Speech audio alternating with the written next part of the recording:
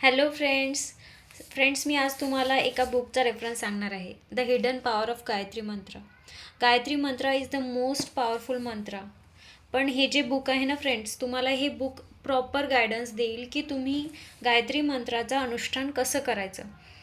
बऱ्याचदा असं होतं की आपल्याला प्रॉपर अनुष्ठानचा विधी माहिती नसतो, पण ओम स्वामीजींनी या बुकमध्ये इतक्या प्रॉपर वेनी अनुष्ठानाचा विधी सांगितलेला आहे. जो विधी तुम्ही फॉलो केला तर तुम्हाला त्याचं पूर्ण फळ प्राप्त होईल. गायत्री मंत्र हा एक सुपर पॉवरफुल मंत्र आहे, पण त्याचं एक प्रॉपर अनुष्ठान करून जर आपण तो मंत्र चॅन्ट केला ना तर त्याचे बेनिफिट्स खूप जास्त चांगले मिळतील.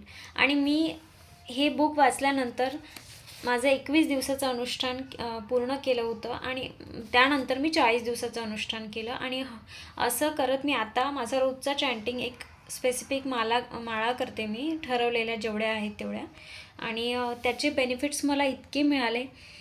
फर्स्ट ऑफ ऑल, तुमच्या लाईफमध्ये कुठल्याही प्रॉब्लेमला तुम्ही टॅकल करत असणार, काहीही लाईफचे जे सिच्युएशन्स असतील ज्या हँडल नसतील होत, त्या मंत्राने तुम्हाला एवढी शक्ती मिळणार की तुम्ही कुठलाही प्रॉब्लेम तुमचा सॉल्व करू शकता.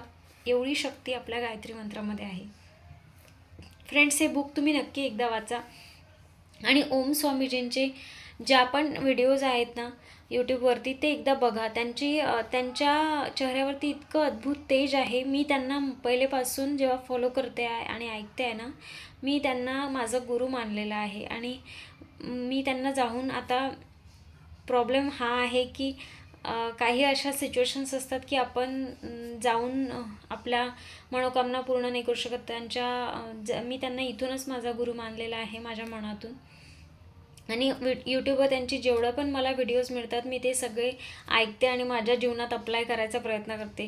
हीच मला असं वाटते की शिष्याची एक जबाबदारी असते की आपल्या गुरूंनी जे सांगितलं आपण ते फॉलो करायचं. दुसरं जे माझ्या हातात काहीच नाही आहे, जेवढं आहे तेवढं करते. सो मला असं वाटते तुम्ही पण एकदा ही बुक नक्की वाचा. असे मी बरेच बुक्स वाचले ज्याने माझी लाईफ ट्रान्सफॉर्म झाली. सो तुमच्यासाठी ही बुक मी रेफर केलं. थँक्यू.